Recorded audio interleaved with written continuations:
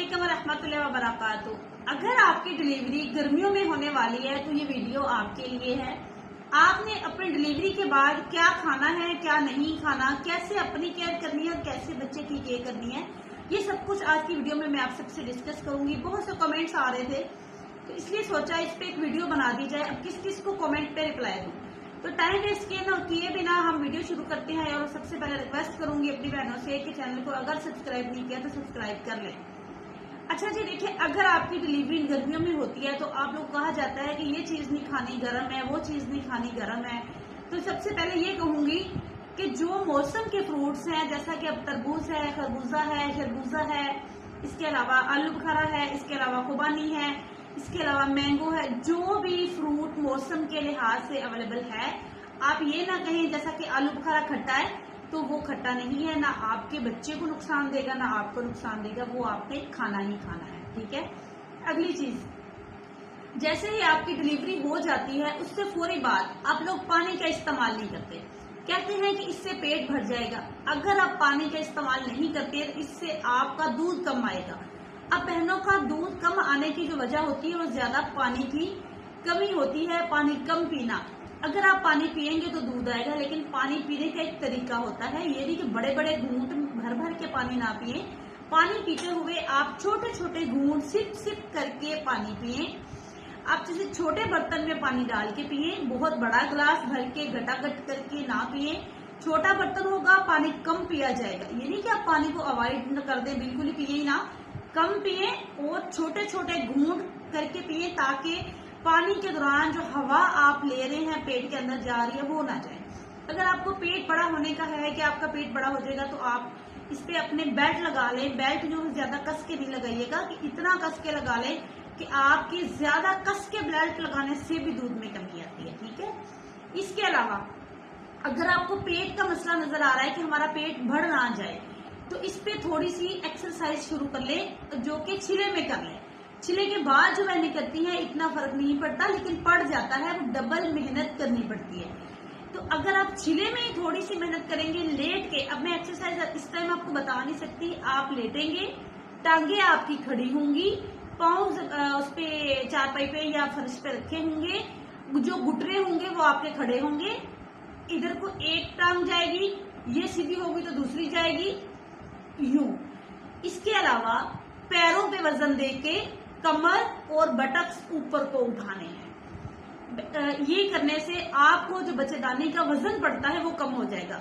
बहुत सी बहनों को नॉर्मल डिलीवरी वाली जो है, ज्यादातर उनको डिलीवरी के बाद वजन पड़ता है और वो कहती हैं कि हमें बहुत ज्यादा वजन पड़ना शुरू हो गया है, जबकि थोड़ा थोड़ा वो बताती हैं कि हम जब पाँव के बल बैठते हैं या यूरिन करते हैं, जब फ्लश पे बैठते हैं तो वो थोड़ा सा इतना सा बाहर भी आ रहा होता है, कि उनको फील भी हो रहा होता है। तो फिर हम उनका जब एग्जामिन करते हैं, जब उनको बिठाते हैं, बिठा कर चेक करते हैं, तो वाकई उनका ना वो होता है, जो वजाइना है उसकी दीवार वो बाहर आ रही होती है। तो उसके लिए आपने जब बैठना है तो अपने पाँव की एड़ी पे बैठना है। आप खुद समझदार हैं, किसी बड़े से पूछ लें कि पाँव की एड़ी पे कैसे बैठा जाता है। जब आप पाँव की एड़ी पे बैठेंगे तो आपका जिस्म अंदर चला जाएगा। इसके अलावा ये वजन ज्यादातर गर्मियों में डिलीवरी के जिनकी होती है उनको बढ़ता है।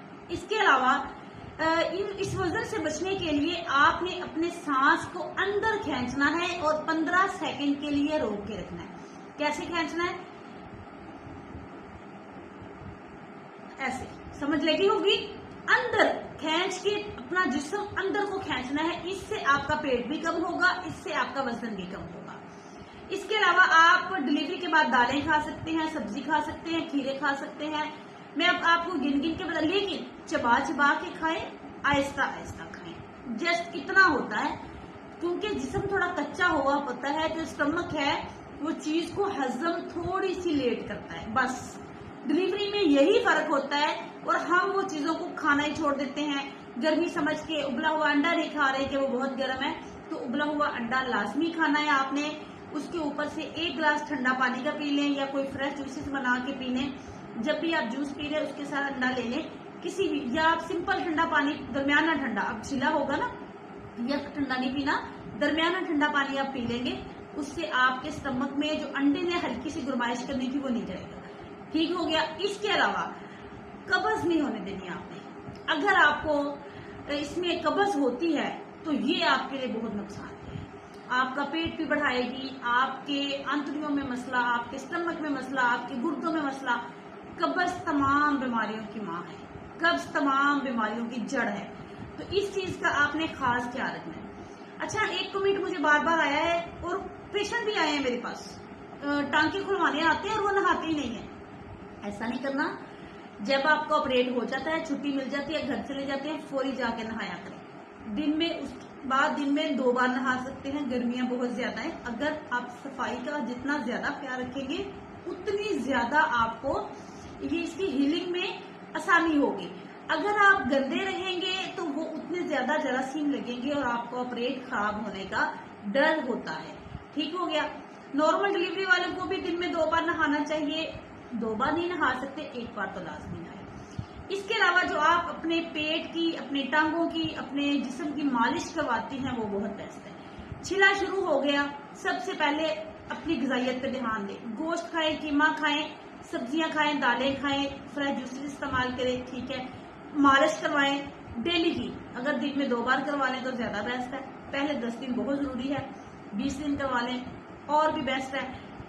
सर में तेल डलवाएं, तेल सिर्फ सरसों का, कोई तेल ऐसा वैसा नहीं डलवाना, सरसों का खालिश तेल अगर आपको मिल जाता है, कोशिश किया करें कि अपनी डिलीवरी के लिहाज से सरसों खरीद के रख लें, जो कि छोटे छोटे दानों में मिलती है।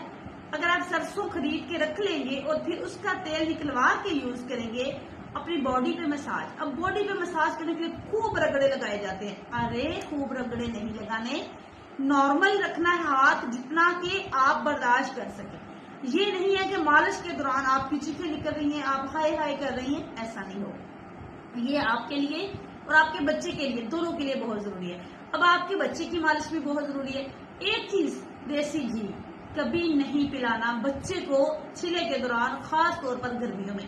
पहले लोग होते देसी घी दे के बच्चे को सुलाए रखते हैं, बच्चा 2-3 घंटे सोया रहता है, तो ये काम आपने बिल्कुल नहीं करना है। ये बच्चे के लिए बहुत नुकसानदेह है, बच्चा बीमार हो जाता है। इतना डिस्टर्ब बच्चे को नहीं करना तो उसको दुनिया की होश न रहे।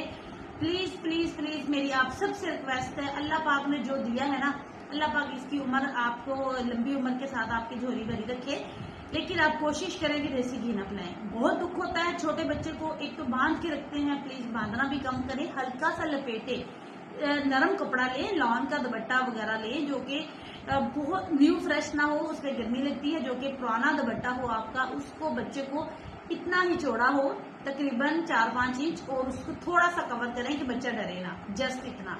जो बहनें बच्चे को और खुद को बहुत ज्यादा ऐसे वो एक रखती हैं कि ये नहीं खाना, ये नहीं करना, ये नहीं जाना, ये नहीं, तो इन चीजों में भी आपका नुकसान ही होता है, फायदा नहीं होता। इसके अलावा सबसे इम्पोर्टेंट चीज, मेडिसिन नहीं आप इस्तेमाल करते। मेडिसिन कौन सी? Supplements, iron, calcium, vitamin D, जो कि डिलीवरी के से पहले तो आप कर रहे हैं पूरे 9 महीने, लेकिन डिलीवरी से बाद आप नहीं कर रहे, जो कि बहुत जरूरी है माँ और बच्चे के लिए, माँ का दूध बढ़ाने के लिए, माँ की सेहत के लिए। कमर की दर्द नहीं होगी, टांगों में दर्द नहीं होगी, पेल्विस में दर्द नहीं होगी, तो आपके फेस खराब नहीं होगा, फेस पे झुर्रियां नहीं आएंगी, पिंपल्स नहीं बनेंगे, बहुत फायदा होगा इन मेडिसिन से। आप कोशिश करें छिले में खाएं, उसके बाद भी वक्तन फवक्तन 1 महीना छोड़ दे, फिर 1 महीना खा लें, फोलिक एसिड भी लें। सप्लीमेंट्स आपको लेते रहना चाहिए जब तक कि आप अपने बच्चे को फीड करा रही हैं, जब तक कि आप अपने बच्चे को दूध पिला रही हैं, तब तक आपने ये चीजें इस्तेमाल करनी है। और डाइट अच्छी रखनी है। डाइट में आपने ड्राई फ्रूट्स लेना है, जो कि बहुत जरूरी है। खजूर का इस्तेमाल करना है, गर्मियों में छिला हुआ है, अगर जैसे मौसम बदले तब आप अपने हिसाब से गर्म चीजें, ठंडी चीजें खा सकते हैं, लेकिन गर्मियों में भी आपने प्रॉपर अपना ख्याल ऐसे ही रखना है जैसे मैंने वीडियो में बताया। अब यहाँ से दोबारा से रिक्वेस्ट करूंगी, प्लीज अगर चैनल पर न्यू है तो सब्सक्राइब लाजमी कीजिएगा, बेल आइकन प्रेस कीजिएगा ताकि मेरी तमाम वीडियोस आपका टाइम पर पहुंच जाए। Thank you very much.